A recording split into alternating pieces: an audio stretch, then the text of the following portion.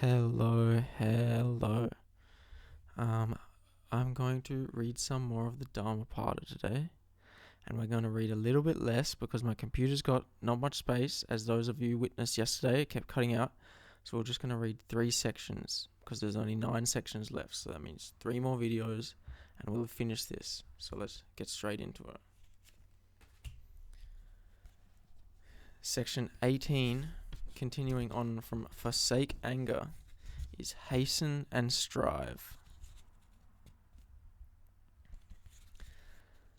Yellow leaves hang on your tree of life. The messengers of death are waiting. You are going to travel far away. Have you any provision for the journey? Make an island for yourself. Hasten and strive. Be wise. With the dust of impurities blown off and free from sinful passions, you will come unto the glorious land of the great. You are at the end of your life. You are going to meet death. There is no resting place on your way, and you have no provision for the journey. Make therefore an island for yourself. Hasten and strive. Be wise. And with the dust of impurities blown off and free from sinful passions, you will be free from birth that must die. You will be free from old age that ends in death. Let a wise man remove impurities from themselves, even as a silversmith removes the impurities from the silver ore, one after one, little by little, again and again. Even as rust on iron destroys in the end the iron, one's own impure transgressions lead us to the evil path. Dull repetition is the rust of sacred verses. Lack of repair is the rust of houses. Want of healthy exercise is the rust of beauty. Don't really understand that one. Want of healthy exercise is the rust of beauty. Unwatchfulness is the rust of the watcher. I guess want of healthy exercise in the idea that you're not actually healthily exercising already. Funny one though. Misconduct is sin. Meanness is sin. Evil actions are indeed sins in both this world and in the next. But the greatest of all sins is indeed the sin of ignorance. Throw this sin away and become pure from sin. Life seems easy for those who shamelessly are bold and self-assertive, crafty and cunning, sensuously selfish, wanton and impure, arrogant and insulting, rotting with corruption. But life seems difficult for those who peacefully strive for perfection, who free from self-seeking are not self-assertive, whose life is pure, who sees the light. He who destroys life, who utters lies, but who takes that which is not given to them, who goes onto the wife of another, who gets drunk with strong drinks, they dig up the very roots of their own life. Know this, therefore, that lack of self-control means wrongdoing. Watch that greediness and vice bring thee not unto long suffering. People in this world give their gifts because of inner light or selfish pleasure. If one's own thoughts are disturbed by what others give or give not, How can one by day or night achieve supreme contemplation? If one's own thoughts are disturbed by what others give or give not, how can we by night or day achieve supreme contemplation?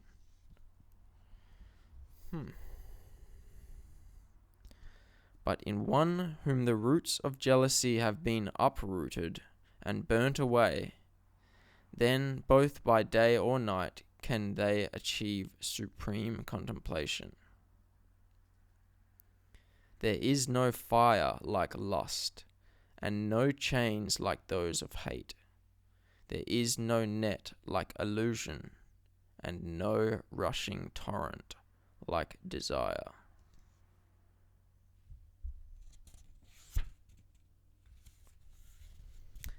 It is easy to see the faults of others, but difficult to see one's own faults. One shows the faults of others like the chaff winnowed in the wind, but one conceals one's own faults as a cunning gambler conceals their dice. If one sees the sins of others and forever thinks of their faults, then their own sins increase forever, and far off are they from the end of their faults. There is no path in the sky, and a monk must find the inner path. The world, like pleasures that are obstacles on the path, the world likes pleasures that are obstacles on the path. But the Tathagatas, the thus gone, have crossed the river of time, and they have overcome the world. There is no path in the sky, and a monk must find the inner path. All things indeed pass away, but the Buddhas are forever in eternity. Wow, I really like that one. I was confused at a few moments, to be quite honest with you, but a lot of it was very profound. Hasten and strive, that section was. I'm going to have to read that one again. Not to you right now, but just again. Yeah, hasten and strive. All right. Section 19 follows on. Righteousness. A man is not on the path of righteousness if he settles matters in a violent haste. The wise calmly consider what is right and wrong, and faces different opinions with truth, non-violence, and peace. This man is guarded by truth, and is a guardian of truth. They are righteous, and they are wise. One is not called wise because they talk and talk again, but if they are peaceful, loving, and fearless, then they are in truth called wise. One is not a follower of righteousness because they talk much learned talk, but although a man may not be learned, if they forget not the right path, and if their work is rightly done, then they are a follower of righteousness. One is not old and honorable, because grey hairs are on their head.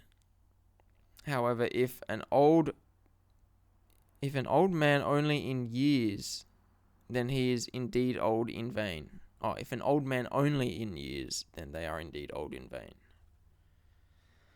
But a man is a venerable elder if they are in truth free from sin, and if in them there is truth and righteousness, non-violence, moderation, and self-control.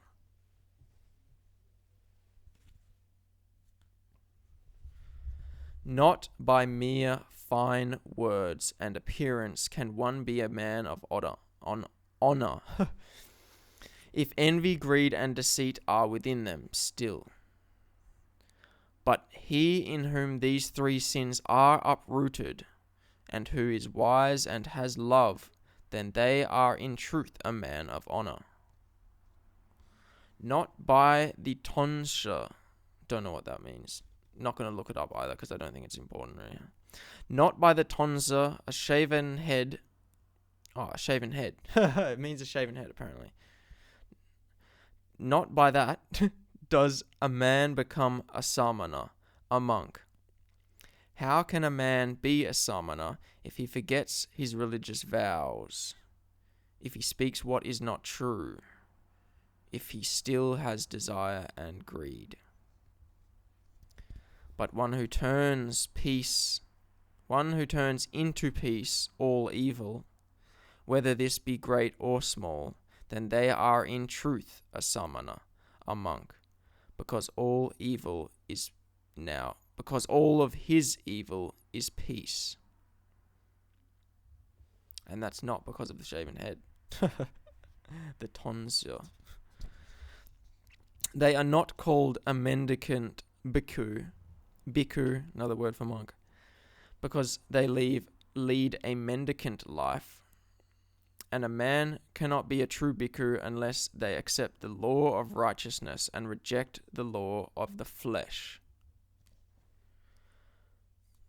But one who is above good and evil, who lives in chastity and goes through life in meditation, are in truth called a bhikkhu, a monk, a samana, a wise one. If one is only silent because they are an ignorant fool, then they are not a silent thinker, a muni, who considers and thinks, but as one who, taking a pair of scales, puts in what is good and rejects what is bad. If a man considers the two worlds, then they are called a muni of silence. Don't know what muni is, but something of silence. One who considers and thinks. Well, that's what it means. A muni of silence is one who considers and thinks, and is not just blank-minded because they are a fool. A man is not a great man because they are a warrior and kill other men, but because he hurts not any living being, he is in truth called a great man. Not by mere morals or rituals, by much learning or high concentration, or by a bed of solitude, can I reach that joy of freedom which is not reached by those of the world. Mendicant, have not self-satisfaction. The victory has not yet been won. What the hell? These chapters are getting intense. I love that. What the hell? Just ends like that? Have not self-satisfaction. The victory has not yet been won. Damn, alright. The victory has not yet been won. That's the end of the chapter, the section on righteousness.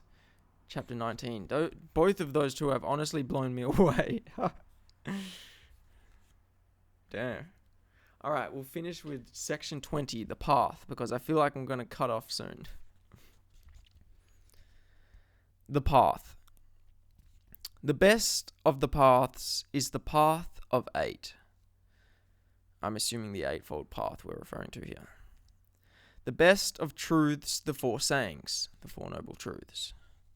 The best of states, freedom from passions, nirvana. The best of men, the one who sees. The best of all, the Buddhas, who we will all become. This is the path. There is no other that leads to vision. Go on this path, and you will confuse Mara, the devil of confusion. Whoever goes on this path travels to the end of his sorrow. I showed this path to the world when I found the roots of sorrow. It is you who must make the effort. The great of the past only show the way. Those who think and follow the path become free from the bondage of Mara. We've spoken before on Mara. Mara is our own self-delusion, our own ignorance. All is transient. All is impermanent. When one sees this, they are above sorrow. This is the clear path. All is sorrow. When one sees this, he is above sorrow. This is the clear path. All is unreal. When one sees this, then they are above sorrow. This is the clear path. If one when young and strong does not arise and strive, then they should arise and strive. And thus, I'm going to read that again. If one when young and strong does not arise and strive when they should arise and strive, and thus sinks into laziness and lack of determination, then they will never find the path of wisdom. One should control their words and mind, and should not do any harm with their body. If these ways of action are pure, then one can make progress on the path of the wise. Spiritual yoga leads to light. Lack of yoga to darkness. Considering the two paths, let the wise walk on the path that leads to light. Cut down the forest of desires, not only a tree, for danger is in the forest. If you cut down the forest and its undergrowth, then, bhikkhus, you will be free on the path of freedom. As long as lustful desire, however small, of man or for women is not controlled, so long the mind is not free, but bound like a calf tied to a cow. Pluck out your self-love as you would pull off a faded lotus in autumn. Strive on the path of peace, the path of nirvana shown by the Buddha. Pluck out your self-love as you would pull off a faded lotus in autumn. Here shall I dwell in the seasons of rains, and here in the winter and summer. Thus the fools think, but they do not think of death. For death carries away one whose mind is self-satisfied with their children and with their flocks, even as a torrent carries away a sleeping village. For death carries away one whose mind is self-satisfied with their family and their works, even as a torrent carries away a sleeping village. Neither father, sons, nor one's relations can stop the king of death. When he comes with all his power, one's relations cannot save them. One who is virtuous and wise understands the meaning of this, and swiftly strives with all their might to clear a path to nirvana. That's the end of section 20, the path. And we're ending it right there because there's not much space on RazeGod's computer. We'll see you next time. I love you so much. Thank you for listening. This has been the Dhammapada.